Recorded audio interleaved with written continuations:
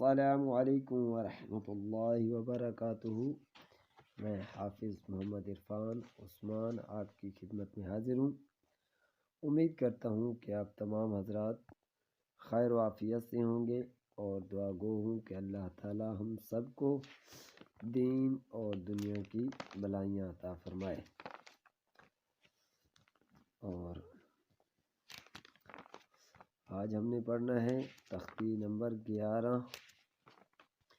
یہ دیکھیں، میں شروع سے قاعدہ اس لیے کھولتا ہوں کیونکہ میں نے یوٹیوب پہ کافی چینلز دیکھے ہیں جو بس یہ کہتے ہیں کہ قرآن قاعدے کا پیج جو ہے وہ کھلا رہتا ہے، جو سبق مطلب پڑھنا ہوتا ہے اسی پہ اس کو موبائل پہ پکا کر دیتے ہیں، وہیں پہ سکرین رہتی ہے اور یہ نہیں پتہ چلتا کہ کون سا قاعدہ ہے یا کون سی تختی ہے، وہ پھر وہی لائن پہ فوکس رہتا ہے کہ ہم نے جی یہ لائن پڑھنی ہے۔ جیسا کہ ہم نے فرض کریں یہ لائن اب پڑھنی ہوگی تو بس اسی پہ فوکس ہوتا ہے۔ تو میں یہ نہیں کرتا، میں اس لیے شروع سے کھولتا ہوں اور سارا قاعدہ آپ کو دکھاتا ہوں تاکہ ہمیں پتہ چل سکے کہ ہم نے کتنی تختیاں پڑھ لی ہیں اور کون کون سی تختی اس میں ہے، کون کون سی پڑھی جا چکی ہے اور آگے ہم کون سی تختی کو پڑھ رہے ہیں اور قاعدہ کون سا ہے۔ تو ہم پڑھ رہے ہیں تختی نمبر 11۔ یہ مشق ہے سکون یعنی جزم کی۔ تو آج ہم نے اس کا پڑھنا ہے سبق نمبر 11، تختی نمبر 11 کا سبق نمبر 11۔ تو یہ لائن ہم نے کل پڑھ لی تھی، آج یہ لائن پڑھنی ہے۔ تو سب سے پہلے سبق شروع کرتے ہیں۔ اعوذ باللہ من الشیطان الرجیم، بسم اللہ الرحمن الرحیم۔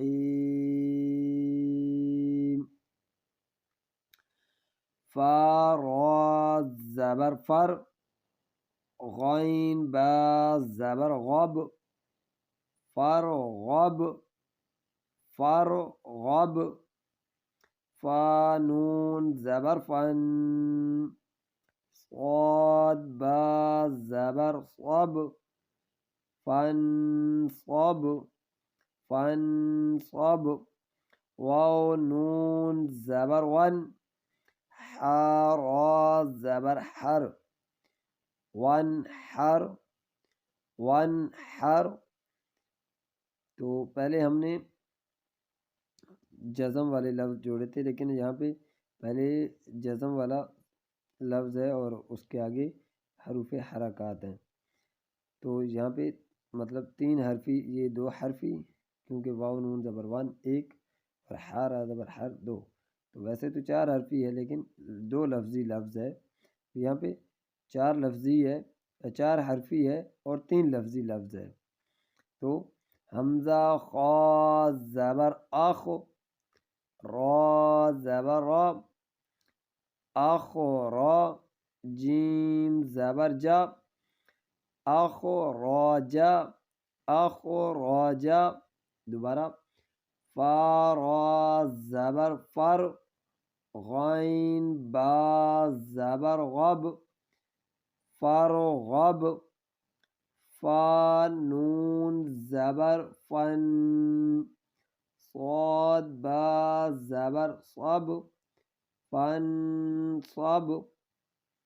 واو نون زبر ون، حا را زبر حر، ون حر۔ حمزہ خا زبر آخ، را زبر را، آخ را، جیم زبر جا، آخ را جا۔ تو یہ تھا آج کا ہمارا سبق۔